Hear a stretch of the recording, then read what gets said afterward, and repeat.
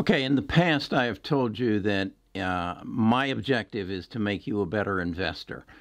And I have put out the invitation to you as members of the Best of Us Investors tribe that if you have some knowledge you want to share, and if you have a different approach to the stock market that you'd like to share, and if I can help you promote your YouTube channel, by all means, send me a video. I'll look at it. I'll critique it if I think it's worthy and should be shared. I will put it up on my YouTube channel. Well, the first one that I want to share with you is my son. I think I've told you that I'm a retired financial advisor. I built a substantial financial planning practice, and in '05, I sold it. I sold it to my son, my daughter, and my nephew. They each took a third of it. My son is now with a broker-dealer, and he approaches investing very different than I do. And again, his situation is different. He is an advisor. I am merely an investor. I invest for my own, and I have my methods of approaching. He's much more technical than I am. He looks into momentum and volume and correlations and things of that nature that I don't get involved in. It's not where I'm at. I'm looking more at what I think, who the companies I think are going to change my life. So with that all being said, I'd like to introduce you to my son, Trent Grinkmeyer. I'll put a link in the description as to how, if you want to find his channel and see more of his work, you can. I'll also share with you, if you want to contact him and you want to get involved with a professional financial advisor, you can do that as well. So here's Trent. See what you think. Leave your comments, and we'll go from there. All right, so good morning. This is Trent. So today I want to talk about how I'm looking at when trends are happening, when they're changing, when stocks are a good time to buy or not to buy. So I have this notebook here, as you can see. It's called the High Performance Habits. I recommend the book. It's great for zoning in what you're excellent at and creating the habits. Well, it comes with this notebook, and every day I will take notes in my notebook of things that indicators in the market that I am paying attention to. So there are three things I'm looking at. I'm looking at volume, I'm looking at price, and I'm looking at volatility. So those three things are what I'm basing my decisions on, where the trend of the market's going or trend of the stock's going.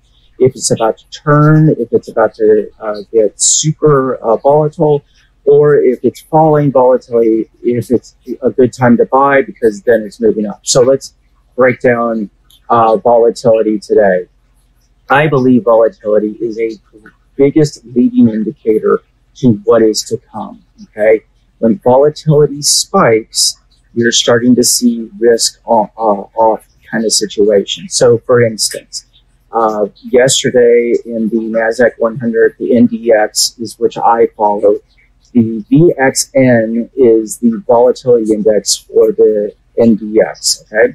So yesterday, midday, I saw a spike of 17% up in a given day, all right, in that day yesterday. And yesterday was the 13th of July. So when I look at that and I see that, you know, that trend, and I'll show you a chart here in a second, a trend down over in volatility, and then all of a sudden a day where it spikes up, it tells me that we are going to see a rotation out of high risk assets like the NASDAQ 100 and into less risky assets. So if you go to the MOVE index, which is the volatility index for the 10-year Treasury, okay, MOVE index, M-O-V-E index, it's hard to find it, but if you can find it, it's a good indicator of what the volatility is in the 10-year Treasury.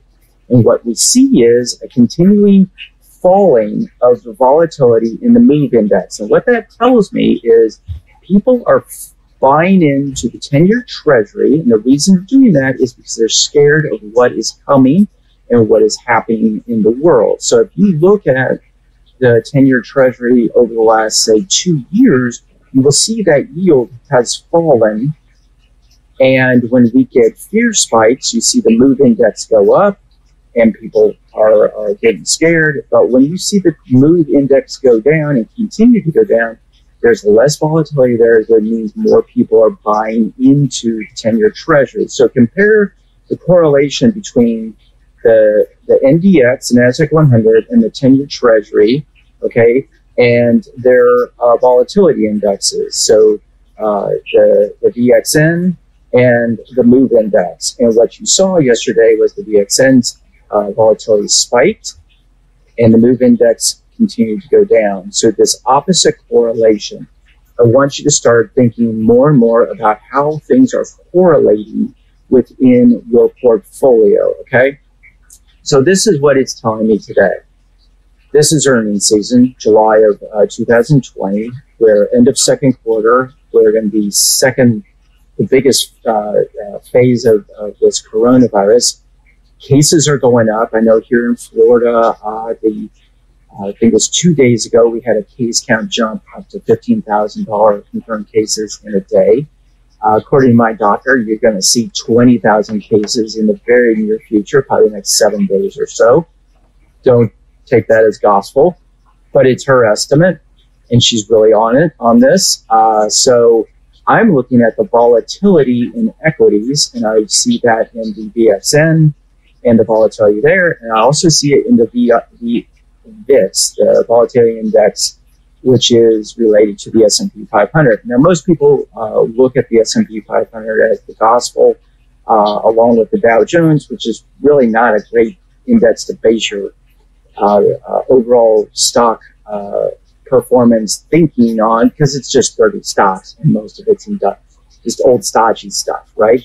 Whereas the S&P 500 is 500 stocks. So I'm looking at the VIX also in relation to the S&P 500. And once again, yesterday we saw a jump in volatility in the VIX. So you can see Trent approaches it differently than I do. He is more of a trader. You also need to understand he's managing other people's money. He has to be much more conservative than I am. He has to protect their wealth. Because in many cases it is their retirement. It's what they've accumulated over the years, and he has to advise them accordingly. So he's looking for these correlations. He's looking for a not as rough a ride. I feel I can stand the ups and downs. I'm in it for the long haul. So that's what he's doing. If you like it, as I said, his connection. Watch the full video, help him get his likes up, help him get his subscriptions up, if it's what you want to do. And then I'll extend the invitation further to members of the tribe. If you have a different take, I'll do this same thing for you. What's in it for me? I'm not worried about that. If I give, it'll come back to me. I'm just not worried about that. So that's Trent. If you've got something you want to, I'd like to see some people do some videos on dividend stocks. I don't really want to get into penny stocks. I just don't think that's where I want. I'm not going to do that. I don't want to get into day trading. There's plenty of channels on YouTube that do day trading. Actually, you can sit down with them and trade with them all day long. So, yeah, dividend stocks.